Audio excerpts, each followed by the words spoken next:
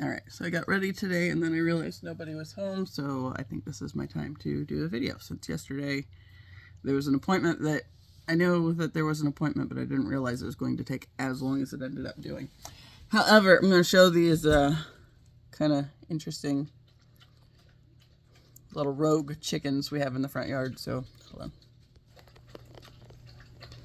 Okay, so you can see it through my screen.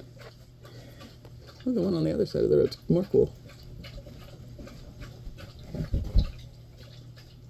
That's a pretty cool dude. Kind of blurry through the screen. I like that gray dude. He's kind of cool. And one of these white ones, I think it's this one in the back. She's got some really cool brown markings on her too.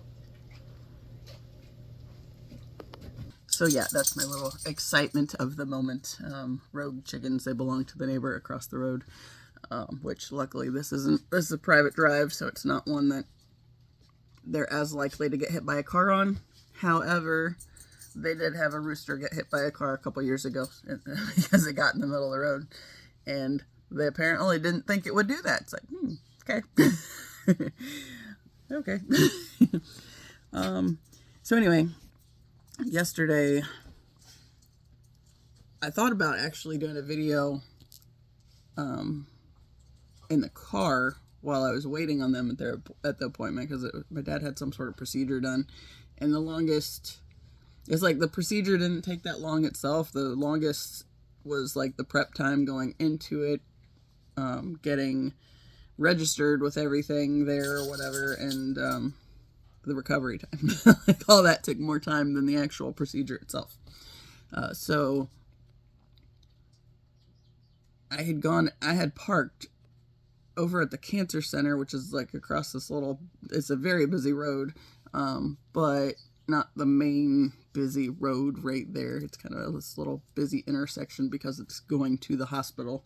And there's like 4 or 5 different hospital buildings. So I ended up parked at the cancer center, which they were at the heart center. And I thought about doing the video. It's like, need a potty break before I do that. And then I found a parking space over on the other side. And then, my dad had gotten, I guess they were just doing the procedure in the room that they were in. But yeah, with all that, I had gone inside. I didn't end up doing a video yesterday, and was kind of annoyed because I had wanted to. But then I was thinking maybe that I needed the longer time to give myself more space to think about what it was that I wanted to talk about, because there is more to it. So the other day I mentioned that I had left a comment on a video on Facebook. And it had been a couple days, and then I had to go in there I had somebody contact me through Marketplace, and I wanted to see that it was a real person. So I went back into the app. That's the main time I go back into the app. I don't spend a whole lot of time on it anymore. But when I went in, there were all sorts of notifications. And one was somebody had replied to me. It's like, cool, right? So I went and checked it out, and some dude had commented and started with, "You're partly right." And then it was like this big spiel, and I scanned what he said, and then it was like, yeah, I don't really, I'm not doing anything with this, right? So the thing that I was talking about the other day is one of those things that I've been working on learning the past couple of years, is not everything needs a response. And in that case, I felt like it was kind of triggering. The comment, and I don't know that it was so much the comment itself. Yeah, I've been thinking about it. I have a lot of thoughts on it. So I wasn't sure what it was specifically that triggered me in that moment. And it's like, I don't need to respond to this, especially from this point of being triggered. So I just kind of left it, I did what I was there to do, and then I logged off and then left it at that. And I think it's kind of interesting how, like, the universe is, like, presenting me with several things all at the same time to teach me this point, right? So there was that, which was the triggering moment, which was the me reminding myself that I don't have to give anybody my time or energy if I don't feel like it at that moment. And especially when I was triggered, right? So I stepped back from it. That is what it is. We're just going to leave it at that. Walk away. But then I saw this thing on Instagram, and Pissed Magistus had done this little response video to, there was some guy talking about how the fastest way to ruin a connection with a woman is to try to have a deep conversation. And of course, there's all sorts of douchey energy from the dude anyway. And Pissed Magistus went back into it. Like, he would show clips of the video and then he'd respond, and then he'd show another clip and respond. And what he came around to finally was, maybe it's not okay. Like, part of what he was talking about was, he said that the things this guy's talking about or thinking of as being deep were things where, he powered through and, overcame all these challenges and obstacles in his life and blah, blah, blah. And, so Pissed Magistus is like, you're talking about yourself. Right? So, he kind of goes on about this point for a little bit, and he shows another clip where the guy says something else, and then he responds to that again. And, the kind of little, where he ended up was, maybe this is one of those cases where the simplest explanation is the answer, and it's not that women don't want to have deep conversations, it's just that you're not that deep. And, so of course there's that, and there was humor with that, so it was easier to see, like, that whole dude, just like watching the video that he was responding to was just like, oh, fuck. Right? But then, the guy's talking about how, basically how awesome he is, and, how much he's done and all this stuff. And, to come back around to, you're just not actually that deep. It kind of gave me the space to process another level of this same thing, right? So, of course, mansplaining is irritating as hell. But, then I was on this end, it's like,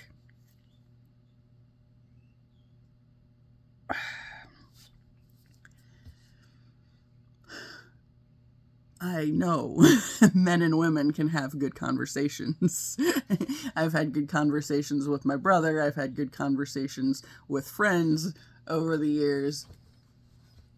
I know we can have some good conversations that we both learn from.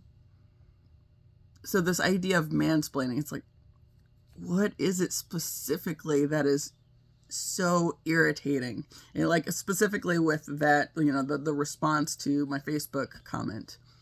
And it was, what I came back to was, it amounts to, it's the inability to hold space, right? So the man received the information from the woman and, felt he had to come in and say the thing to, no, you're not quite right. It's putting us in our place, right? So, of course, this is something I've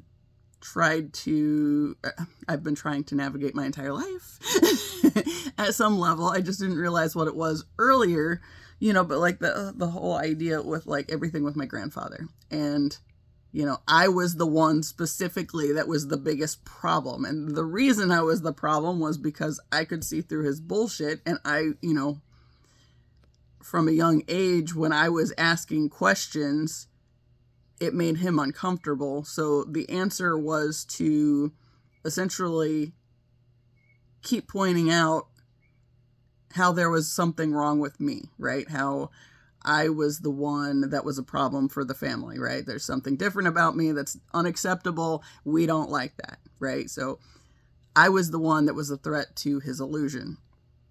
And, you know, I've talked a lot about how, like, one of my biggest struggles, especially in this space, has been getting comfortable using my voice, right?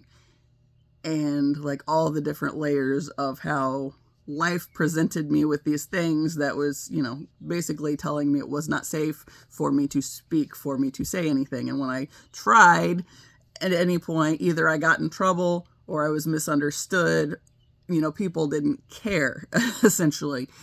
And so to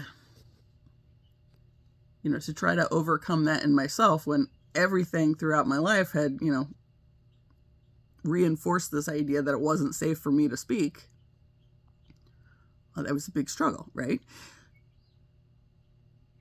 So now that I'm working on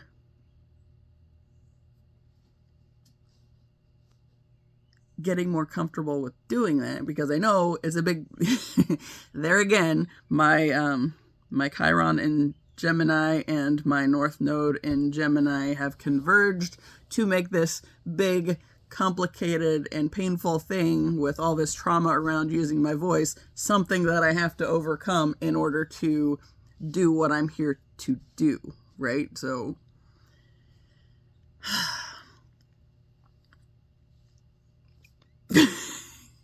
there's so much to it. And trying to organize the thoughts as I go. Yeah. So what I've realized is it's that inability to hold space. Like when mansplaining comes up, you know, of course, everybody makes a big joke about it, but the deeper, I mean, it's not even that deep, I don't think. It's just like, even just like a little beneath the surface. It comes down to the idea of, like my grandfather, who basically thought he was God's gift because he was born with a dick, but then never did anything worthwhile. It's like these types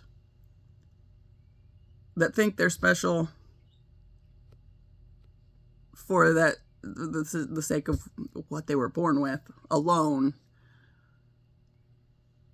are unable to hold space for other people. That's where the bigger issue lies, because, you know, in their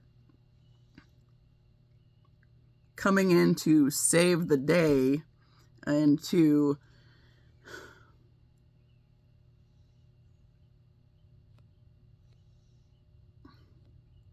lead you in the right direction when you clearly don't have all the information, but they don't really know all the information you do have, right? It's that inability to hold space, inability to have compassion and empathy, which is a big piece of this, which ultimately makes it proves that the person speaking, when it comes to this mansplaining stuff, isn't a safe person to communicate with, because they're immediately looking for the thing of where you're wrong, how they can help you, because you need fixing, right? Because going back to that whole thing with like the religion, right? You need something outside of yourself to save you, right? So for us women in the world, or, you know, whether biologically or trans or whatever, I don't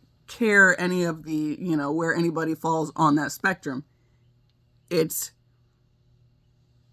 when the types feel like they have to, or they alone have the key that everybody else needs and need to fix us, right? So it's that inability to hold space, the inability to actually hear what's being said, right, beneath just that immediate surfacey level, right? The inability to understand that most of the experiences that those they deem as less than or needing help from them, most of our experiences come from a long history of trauma. And if you're not holding space to allow for that to be in there, you're not ever going to get to the root of the issue, right? So I feel like I'm clear as mud. Like the biggest thing on this whole twin flame path, like one of the biggest things that I'm having to do for myself is learn to hold space for myself, even, right? Because everything is connected. And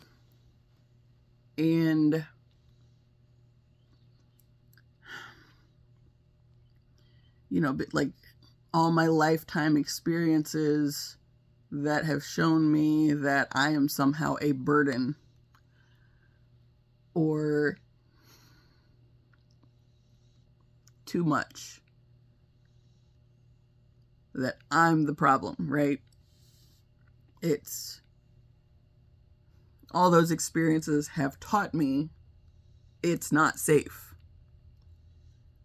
So connecting with this counterpart, like one of the things that's, kind of complicated, I talk on here a lot about how I over-identified with the feminine aspect of myself because that's basically what I was taught that I was supposed to do, right? It's the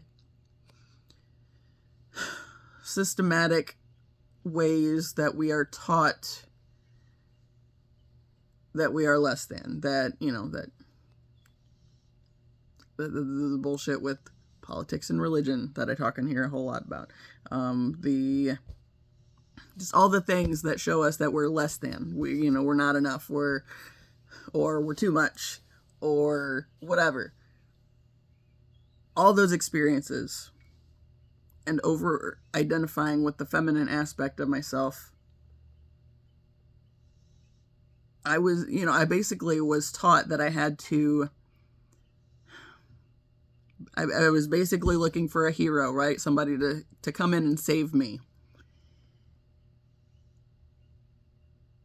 And then two, the idea that, growing up with the idea that you're your father's property until you're your husband's property, right? And then when, my situation came up and I needed either my dad or my brother to be the ones to say, not this one, they didn't do it. So then it felt like, basically like my dad was feeding me to the wolves because I was his property, but he didn't give a shit, right? So he allowed me to marry this worst case scenario and fend for myself, right? So then I'm in this situation that I feel stuck in because nobody swooped in to tell me that I didn't need to do it, in spite of what I had been taught growing up. Because like the biggest thing with that dude was all the ways that I had already, life had already given me these examples of things that were chipping away at my sense of self. And then I was in a bad place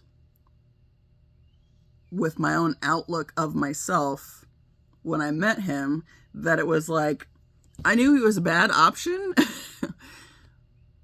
but I needed somebody else to tell me that. I needed my dad or my brother to tell me that, right? Because, father's property, but brother, he's the one next in line for, having the say-so on things. And, in hindsight, as I've talked to either of them, neither one of them liked him from the beginning. But when I talked to my brother about it, he said, well, he felt like he'd been gone long enough that he didn't have a right to say something because he had been away with the Air Force and we hadn't been talking a lot. And he said, there again, the way he phrased it was something with, our dad probably just was afraid of the response he would get from me, right? Because I've had a history where I've been somewhat volatile at times because I'm too emotional, I'm too sensitive, all these things, right? So to keep the peace is basically what, the information that my brother was sending my way. And I don't think my brother intended for it to come across as harshly as it did. But that was one of those biggest points that I got from it. And that was essentially the thing that, the kind of messages I was receiving all along the way was the ones beneath the surface where there's more to that you're not saying, and, like the comment the other day with my mom with, this needs to happen in the backyard, with the blowing the leaves away from the house. And I didn't do it, right?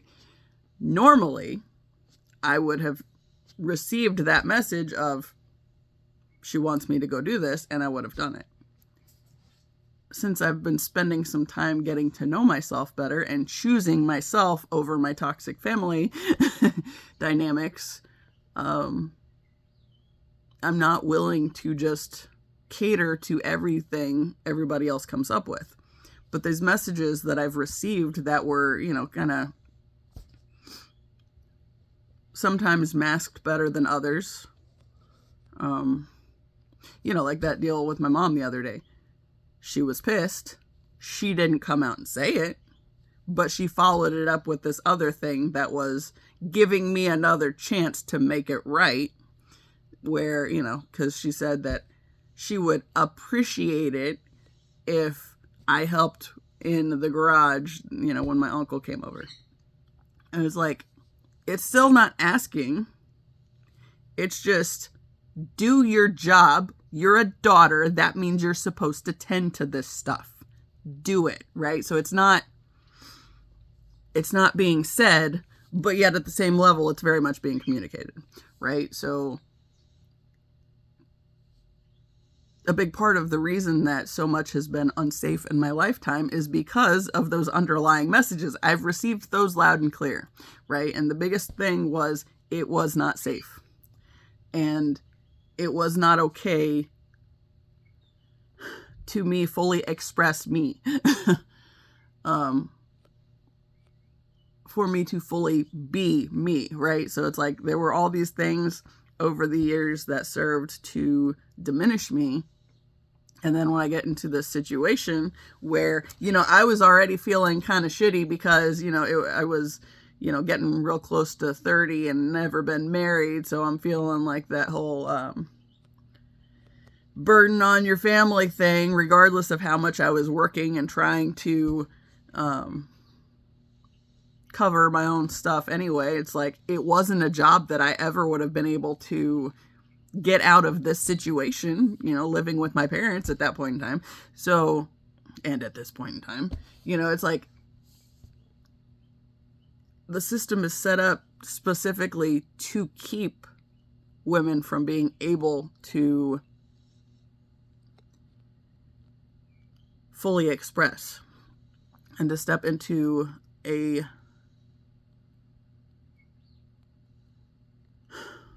space of wholeness. We're very much not supposed to do that because why? Because the penis is all that matters. And if you were born with one and you allowed that to be your big identifying thing and you kept it forever, then good on you. And, you have the right to go around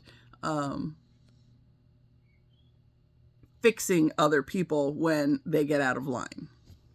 But no, so like going back to that whole the Facebook comment is the inability to hold space demonstrates that you are not safe to have these conversations with, to go any further than that, right? So I just commented in response to something else where it was basically an agreement, but more of an elaboration on it, and he's trying to correct me.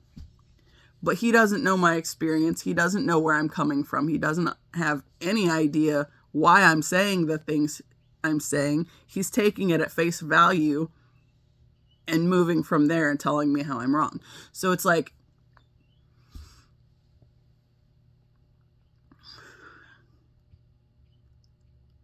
all it does is render our lived experiences as meaningless, and they're not, right? When we're triggered, there's a reason we're triggered and we need to find it, right? But like, you know, and interestingly, you know, you hear a lot of talk from the men folk about how women are too emotional to be in like certain jobs and like politics and like all these things. And then you have like, you know, Trump and Elon's breakup. That was like mean girls in high school got in a fight kind of a bullshit thing. So it's like, the fuck? So it's like anybody triggered has a response. The triggering is what you need to find more of. Why is that there? What purpose does that serve? But also the inability for you know, some men to do that is because they are not holding space for those things in themselves, right? So they're not safe for anybody else because they're not safe for themselves first, right? So if they are not being open and willing to face the feelings that come up and see what the greater meaning is, they're not going to hold space for those feelings in anybody else, right? But that too is a big part of what the system has created, you know, especially, you know, going back to that religious and political thing, you know, where women are supposed to be submissive and, you know, and boys are demonized for having emotions and whatnot. But making them feel bad for getting angry about things doesn't solve the problem either. It just ends up, you know, you have somebody with anger issues, but then they also tend to hide behind like addictions of various types as a means of deflecting it, right? We're not going to deal with the issue. We're just going to deny it's an issue and become more angry because there is something that is actually wrong, but we're not allowing ourselves to have the space to process through it, right? So it just, yeah.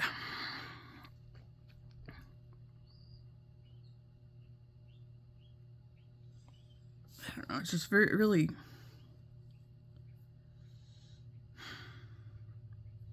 I don't know.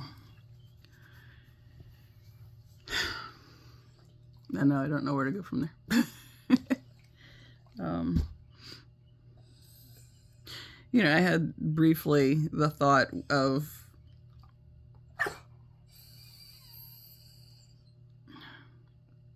I don't know if that's a real person, but somebody's asking me about something on Marketplace. They can wait. And hopefully this dude's not going to start acting up again. Ouch. Going back to that question of, okay, so are men and women just not supposed to have the conversations? It's like, no, it's just I know I am not going to bother trying to defend myself or give somebody more time and energy when they're already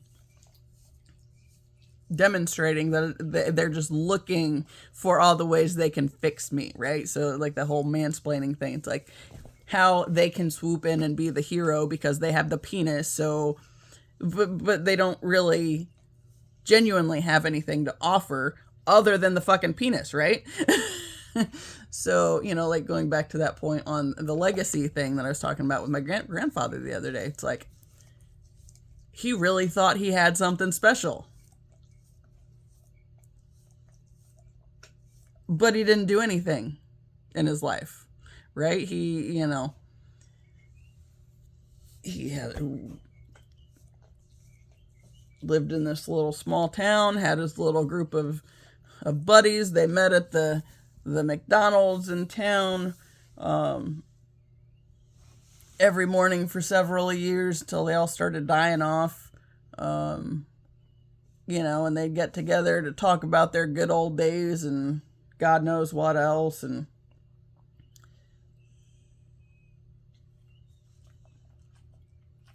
beyond that, I mean, I'm not going to say he necessarily, you know, I mean, he sucked for me.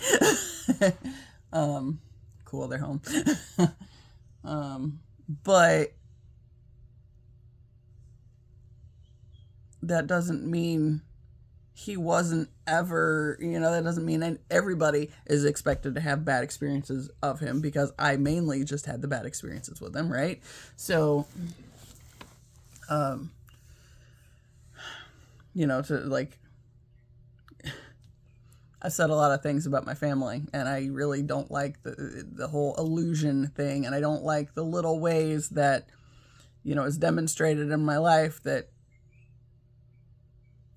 little privilegey things, right? Like that the whole getting the extra 2 points snuck in for my freaking graduation thing so I can graduate with honors when I was struggling with all this stuff at this energetic level and didn't know what was going on, but didn't have the space or the capacity to focus on school once the school year started, right? Every year it's like, I'm smart enough, I know I can do this. But then once I got around all the other energies, and it's like, why can I not do this? Right? Why is it suddenly like all-consuming suicidal ideation and nowhere else to go with it, right? Why is this where I'm getting stuck? You know, but then it's, as I've processed through all these things, you know, getting all this chaos out of my system on the walls has shown me that I was just collecting it. And when I didn't have anything to do to get it out of my system, that wasn't really helpful, right? So I was the one that suffered. I don't think they've gotten out of the car yet. At some point the dogs will bark, then I'll pause it and maybe go somewhere else. You know, and like one of the things, okay, I was thinking about this dude the other day too. I talked about how last year I did a video where I realized that I had like 5 boxes of stuffed animals in the shed. And it's like, well, that's an easy purge, right? I don't need any of these things. But then as I opened the first box and pulled out this guy, I carried this dude around all the time when I was little. And, you know, I just like touched it and I just started crying. It's like, what the fuck is going on here? Right? So it's just like, I finally realized that at a time I had no idea. Like, I've always been an open channel, right? That was what the lesson was teaching me was.